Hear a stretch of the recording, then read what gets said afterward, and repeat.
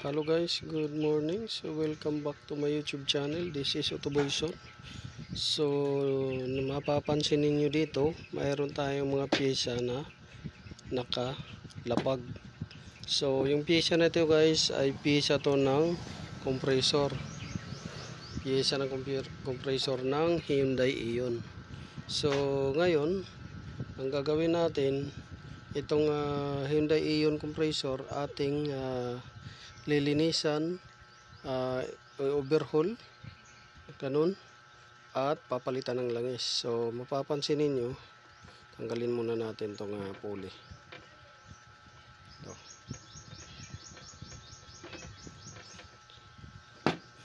So mapapansin ninyo na makintab yung aura ng compressor nito. So gawa ng atin na itong nilinisan yung compressor. So malinis na siya. Yan. Dito malinis na rin. Yan. At dito sa kabila malinis na rin. At sa likod. So ang issue nito guys ay walang lamig yung unit or yung Hyundai Ion. So yan yung issue niyan. Ngayon upon checking, wala nang preyon na natira sa system. At kadalasan dahilan nito ay nag high pressure at doon lumulusot sa shader valve or service valve ng system. So kadalasan sa high side, bihira lang sa low side. So ang common cause yan ay high pressure. Ngayon ang origin cause niya ay kulang sa hangin at minsan barado, minsan naman ay compressor ang dahilan. So paano nyo malalaman na barado ang system or ang condenser? Pagka yung preyon ninyo oil ay masyado nang madumi.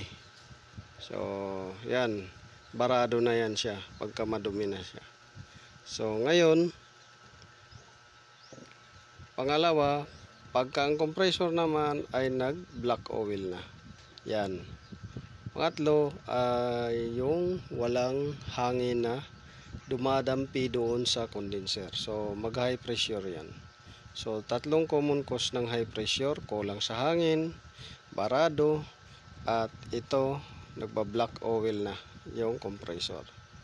So yon yung mga common na dahilan. So sa mga gusto magpaayos dyan ng compressor, dalhin nyo lang dito kay Autoboyson at ating re-remedyuhan kung kaya at para hindi kayo mapagastos. So ito, kita nyo, black oil nya. Yan. Ngayon lilinisan natin to, i-overhaul, titingnan natin yung part sa loob kung pwede pa. So yan yung gagawin natin. Sana makuha natin sa linis at repair kung mayroong mong i-repair konti, dahil sumasabit siya ng konti. Pero pag may langis, dumudulas siya naman siya, pero mayroon pa ring sabit konti. So yun yung ating gagawin, overhaul. So sundan nyo yan guys yung video at naway magkaroon kayo ng idea. So ayan na guys, nabuksan na natin. So dito makikita natin kung gaano kalaki yung sayad ng piston. Ito. Ayan. So malalaman natin dyan kung gaano yung sayad ng piston.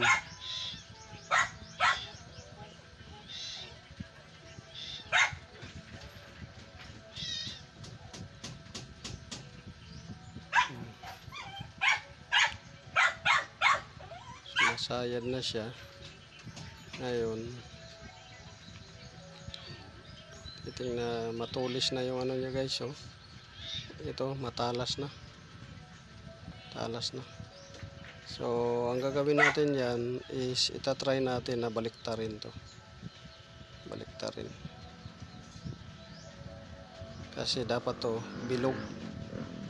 Bilog yung ano. Eh kaso so dito punasan natin. Tingnan natin kung gaano ka laki yung kain niya. So ito guys,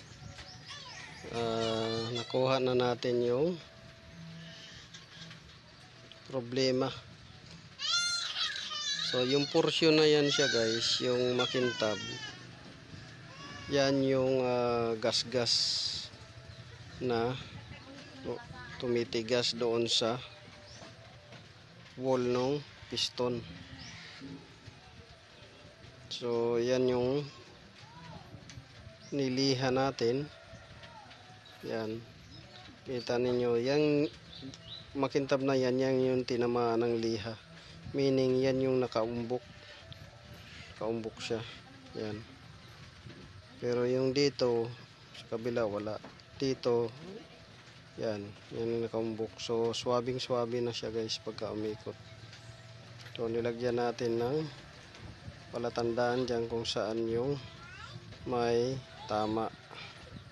So asimbulin na natin ito, hugasan muna natin, tapos hanapan natin to ng repair kit para mabuo. So ayan na guys, malinis na siya at pwede na natin itong buuhin unti-unti pag natuyo. Yan. Pag natuyo siya, pwede natin yan unti-unti yung pagbuo.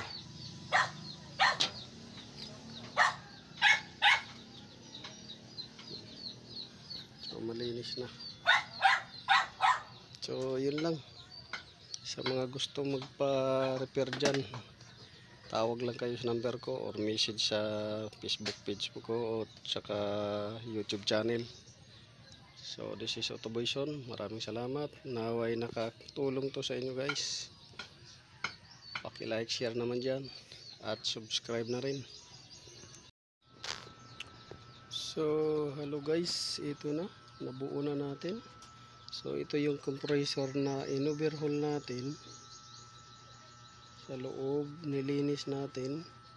So nabuo na siya. Ayan, nilinis natin, in-overhaul, pinalitan ng langis, at ito gumana na siya. So chinik natin kung may leaking. So far wala. At chinik din natin kung nag-i-engage yung magneto. So far nag-i-engage naman siya.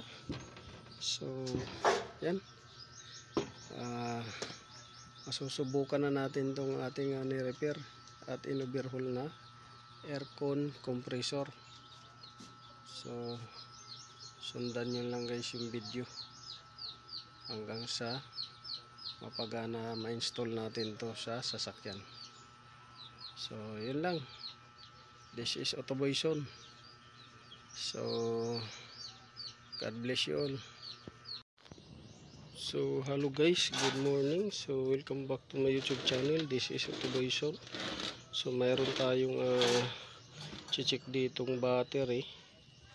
So ang problema nito ay nag-drain. So check natin gamit itong battery tester natin, analyzer. Tingnan natin kung mayroong voltahe pa natitira. So yan siya, empty. Yan, 10.7 volts. Yan. So unang ano natin ito, i-charge muna natin. Pag nag-charge natin, bitawan lang natin tong ano na to, tester natin kung mag voltage drop siya. Ngayon, pag charge natin ito, malalaman din natin kung tatanggap siya ng kuryente. So, yun yung gagawin natin. Una. So, ayan. Ating chinarge muna bago natin salangan ng battery scanner.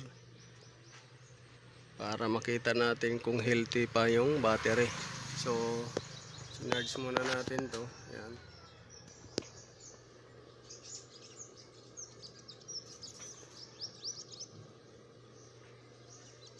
So 3 bars lang siya. Ngayon, charge natin. Ayan. Hayaan muna natin siya na mapuno.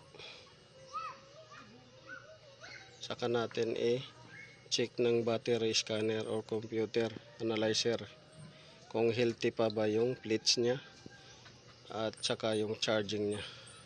So yan yung ano natin, kasi kung idiretso natin to battery scanner, syempre low bat siya.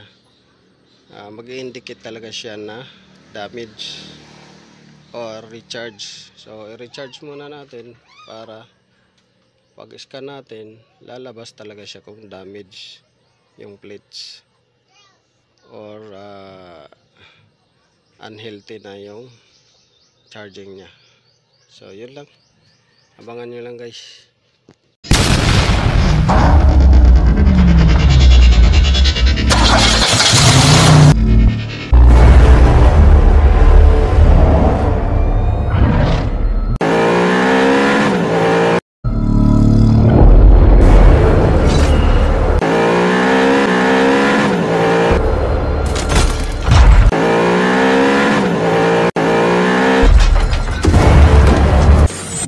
Make